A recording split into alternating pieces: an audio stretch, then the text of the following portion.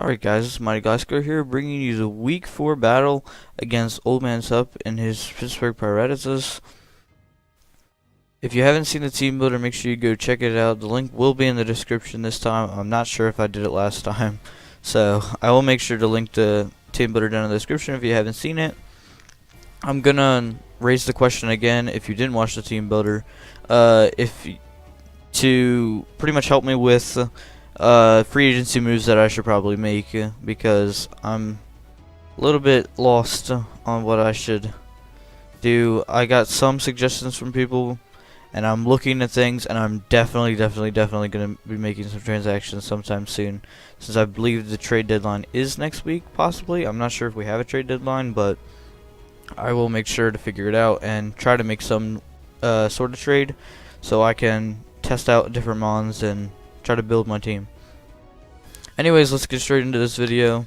He brought Torkoal, something I said he wasn't going to bring, but now that I see that it does set up Sun and prevent Manaphy, that is kind of unfortunate that he did bring it. Doug Trio, which can be annoying. I see why he brought it to trap Registeel, and he can sort of trap Zygarde, because I know Zygarde's pretty frail mon, which is why we have extreme speed if he does take chip damage. Suicune, pretty much his Calm Mind sweeper. He can set up, and it's really hard to break through this thing, which is why I brought Ferrothorn this week. Jirachi pretty much can be anything: Stealth Rock, specially defensive, Scarf, Specs, Bandit even. It literally has every single sort of set it can run, and it's just good at running every kind of set.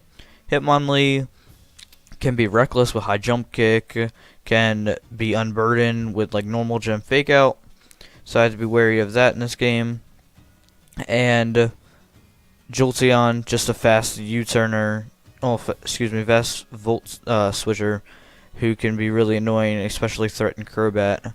So I did get, I want to say 4 of the mons right. I wasn't really ready for Hitmonlee, but I did bring a lot for it, and I said he wasn't bringing Torkoal, so it is absolutely upsetting to see it out there, because I said, oh, he's not going to bring it, and now I have to somehow manage to deal with it when I wasn't ready for it. But anyways, let's get straight into this video. So, his lead is going to be Jolteon, and my league is going to be Zygarde. Excuse me here, I'm going to slow this down so I can actually commentate it. Anyway, he leads Jolteon, and I lead Zygarde. I was expecting a Torkoal lead for rocks, so I knew Zygarde could hit it pretty hard. Now, I go straight into Ferrothorn after this, because I do not want any sort of HP Ice, and I can sort of scout for it, but he just fires off a Shadow Ball, which does a solid 23%. We are pretty much specially defensive in a sense, and he's actually packing HP Fire instead of HP Ice. So that is kind of unfortunate as we go for the Leech Seed to get our recovery back.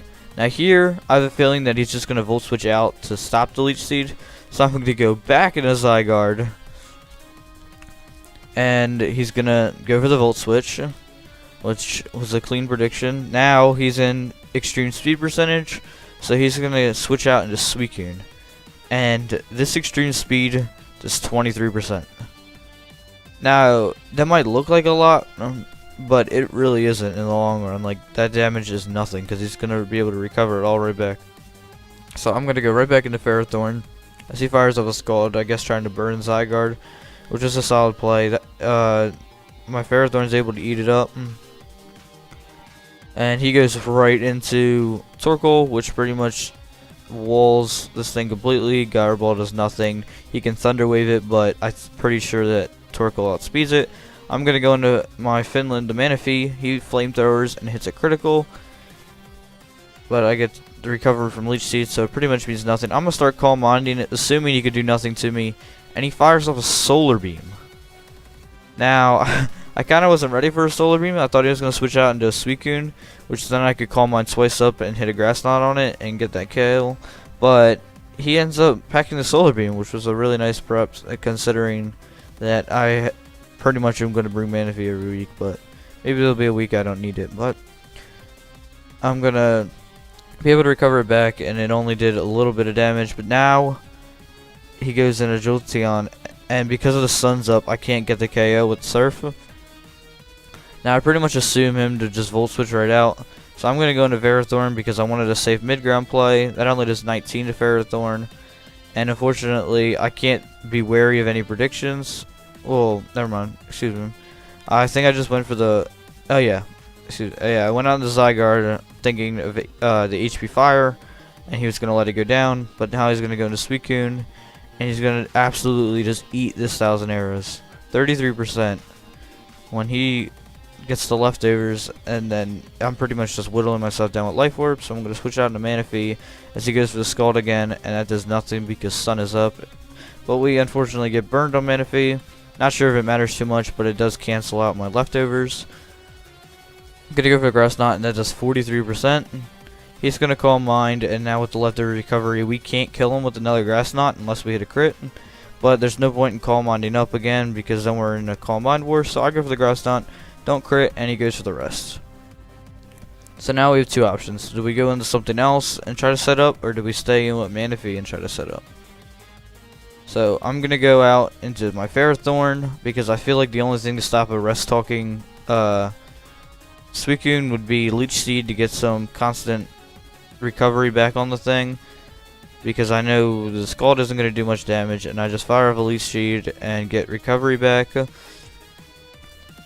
Now I do take this time to set up rocks, because I realize that Dugtrio is probably sashed or something, and I don't want to deal with that later. Now that I see this thing's out, I'm going to go into Zygarde. He goes for the Flamethrower. It does a huge chunk of damage, but I do not get burned. Fortunately, it goes back into Suicune. And we're going to coil up, thinking we can try to set up on this thing. Now, after one coil, it still doesn't kill, but it does put him in a good percentage. He wakes up, fires off a Scald, meaning that one more attack is going to kill us. So, well, excuse me, two more attacks. So he goes into Jolteon, sacks it off. I mean, I could have coiled there, that would probably have been a better play, but I didn't think he was going to sack Jolteon. But he goes into Dugtrio, fire off an extreme speed, and it does KO. And this is looking really good for us right now, taking down 2 Mons already. He goes into Hitmonlee. I'm already predicting a fake out just to take me out, so I'm going to save it for later, knowing that I need it for Jirachi and Torkoal. He's going to fake out, and it does a huge chunk of damage, and he is packing the Stone Edge. So that completely destroys Crobat, and I don't even get a chance to do anything with it. I'm going to go into my Zelda, and he's packing the Poison Jab as well, and that we barely live. Get the fire of the Psychic, take out the Dawsim, and we die to poison. So he got to take out 2 Mons with that Hitmonlee, but at least we got rid of it.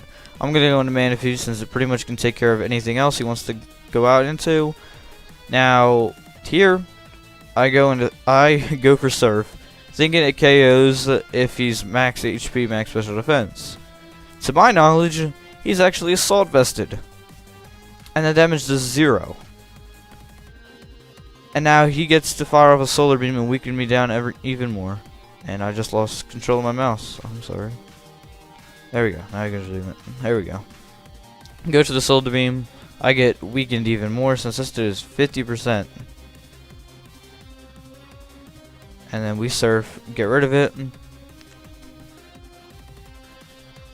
Now with the sun up and the amount of investment that this Jirachi has, this is a very unfortunate play because I can only do 24% to it with the Surf since the sun.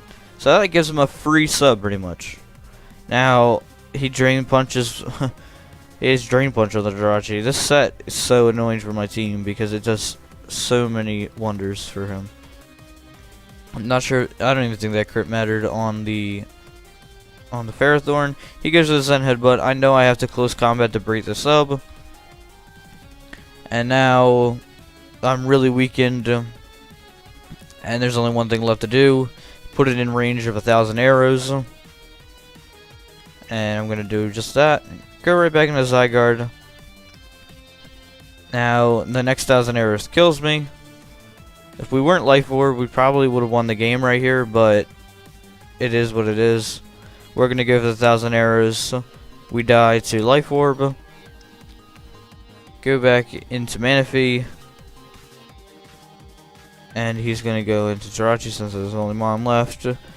If we hit a crit of Surf, we would have won there, I think, because that would have done a huge chunk of damage, but he is going to fire with the Zen Headbutt and win the game.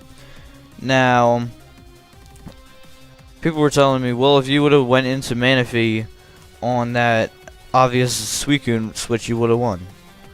It wouldn't have worked out that way. He would have went into Suicune, I would have went back down into Manaphy. I'm taking...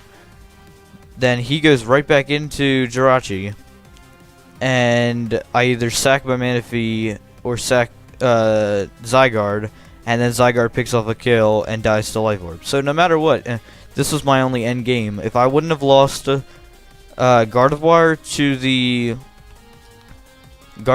poison, I would have had it for the Shadow Ball on this thing. If I know this sounds weird to say, but if Stone Edge would have missed, I could have killed Hitmonlee to the Air Slash. But I mean, I can't say that I played too bad. It was a really close game. Again, this is another 1-0, meaning that I am 0-4, -11 differential, meaning that I'm still not last place. I didn't see the person who's in 12th place this game, so if you won, then I am in last right now. But currently, if you lost by 2 or 3, I'm still in 11th place. As I'm not too proud to be in 11th place, if I win my next match in anything higher than a 4 differential, I do go to 2nd place in my division. Not sure how divisions work compared to where you are in the standings or where you are in like the playoff run. I'm not sure if that matters at all. Like if they're doing the top divisional leaders get like a first round bye or something, kind of like the NFL or something. But I'm really not sure how they do playoffs, or it's just league standings, like the top 6 go in. But we're sitting at 0-4 and -11. I can't be too mad with how I played in this game. Trying to play around a unburdened Hitmonlee was kind of annoying because that thing outsped my whole team and nothing I had could outspeed it. So, and if I would have had more HP on my Zygarde, I could have extreme speeded not to have to sack off my Gardevoir pretty much, but it is what it is. It was a really played game between him. He brought it all the way back considering he lost 2 Mons within 20 turns and ends up winning in the end. So well played by him. It was a really fun game. I wouldn't have wanted to win any better. I can't say I lost because of hacks. I can't say I lost because I didn't know his team. Can't say I lost because I forgot EV spreads. It was a well-played game, and I lost in the end. So, make sure you go check out his channel. I haven't really been doing this on a lot of videos, which I probably should do in the future. But I will be leaving the link in the description to, like I've always have been, to the person I battled. Make sure you go check out his side of the battle. That is all for me, guys. I am the Mighty Gliscor, the coach of your New York Gliscors, and I will catch you guys later.